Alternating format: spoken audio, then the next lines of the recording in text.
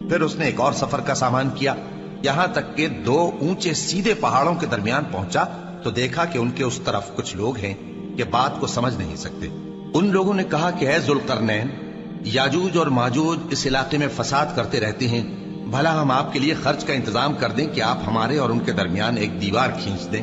ذوالقرنین نے کہا کہ خرچ کا جو مقدور اللہ نے مجھے بخشا ہے وہ بہت اچھا ہے، تم مجھے قوت بازو سے مدد دو، میں تمہارے اور ان کے درمیان ایک مضبوط رکاوٹ بنا دوں گا۔ تم لوہے کے بڑے بڑے تختے میرے پاس لاؤ۔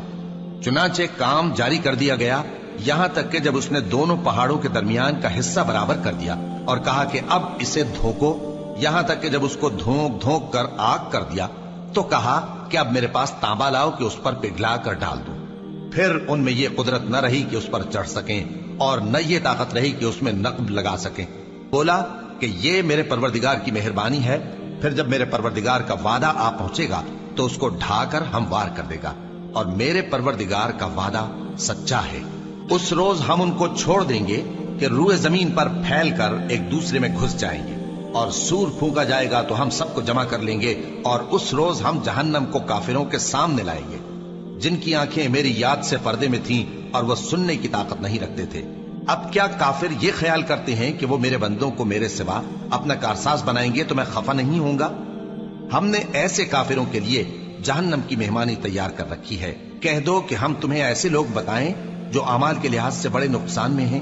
یہ وہ لوگ ہیں جن کی دوڑ دھوپ دنیا کی زندگی میں برباد ہو گئی اور وہ یہ سمجھے ہوئے ہیں کہ وہ اچھے کام کر رہے ہیں۔ یہ وہ لوگ ہیں جنہوں نے اپنے پروردگار کی آیتوں کو نہ مانا اور اس کے سامنے جانے سے انکار کیا، تو ان کے اعمال ضائع ہو گئے۔ سو ہم قیامت کے دن ان کے لیے کچھ بھی وزن قائم نہیں کریں گے، یہ ان کی سزا ہے یعنی جہنم، اس لیے کہ انہوں نے کفر کیا اور ہماری آیتوں اور ہمارے پیغمبروں کی ہنسی اڑائی۔ جو لوگ ایمان لائے اور عمل نیک کیے ان کے لیے بہشت کے باغ بطور مہمانی ہوں گے، ہمیشہ ان میں رہیں گے اور وہاں سے مکان بدلنا نہ چاہیں گے۔ کہہ دو کہ اگر سمندر میرے پروردگار کی باتوں کے لکھنے کے لیے روشنائی ہو تو قبل اس کے کہ میرے پروردگار کی باتیں تمام ہوں سمندر ختم ہو جائے، اگرچہ ہم ویسا ہی اور اس کی مدد کو لائیں۔ کہہ دو کہ میں تمہاری طرح کا ایک بشر ہوں، البتہ میری طرف وہی آتی ہے کہ تمہارا معبود وہی ایک معبود ہے۔ تو جو شخص اپنے پروردگار سے ملنے کی امید رکھے چاہیے کہ عمل نیک کرے اور اپنے پروردگار کی عبادت میں کسی کو شریک نہ بنائے۔